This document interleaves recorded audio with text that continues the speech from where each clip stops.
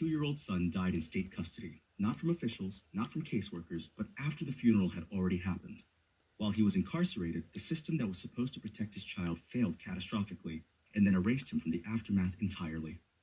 Today, we're diving into the story of Ronald Byron, known as the Outlaw King, who responded to this institutional betrayal by building something unprecedented, a forensic documentation system that turns individual trauma into systematic accountability. You'll understand how blockchain technology and AI tools are democratizing the fight against government overreach, and why this case could reshape how we think about digital evidence in 2026. I'm joined by someone who's been following this story closely. Let's start with the basics. What exactly happened to Antonio? Antonio Chico Jacobs Gurule was born June 27, 2016, and died September 3, 2018, during what's called a trial home placement. He was in New Mexico state custody, placed with his mother Barbara and her roommate Jeffrey Moody. The father, Ronald, was incarcerated at the time and was never notified of the placement, never notified of the death, and found out after the funeral. Wait, how does that even happen? The father is in state custody himself. They know exactly where he is. That's the constitutional violation at the heart of this. Under Mullane v. Central Hanover Bank, when the state knows your address, they have to provide actual notice. Ronald was literally in state custody. His address was the prison.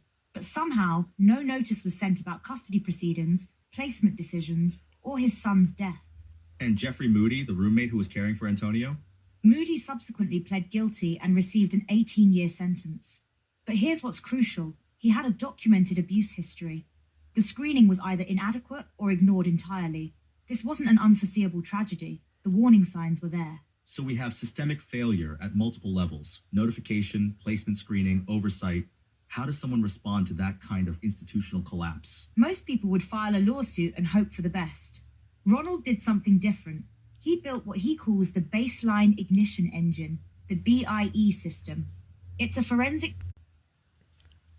documentation and legal filing system that uses blockchain technology to create tamper-evident evidence.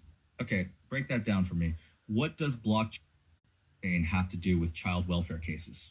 Think about it this way. In 2026, we're dealing with deepfakes, AI-generated content, and what's called the liar's dividend, where people can dismiss authentic evidence by claiming it's fake. Traditional screenshots and documents aren't enough anymore. Right. So how does the BIE system solve that? It uses what's called a triple hash chain architecture. Eshe 256, Eshe 3 512, and Blake 3 running in parallel. Every piece of evidence gets cryptographically sealed at the moment of creation. The hash gets anchored to the Bitcoin blockchain through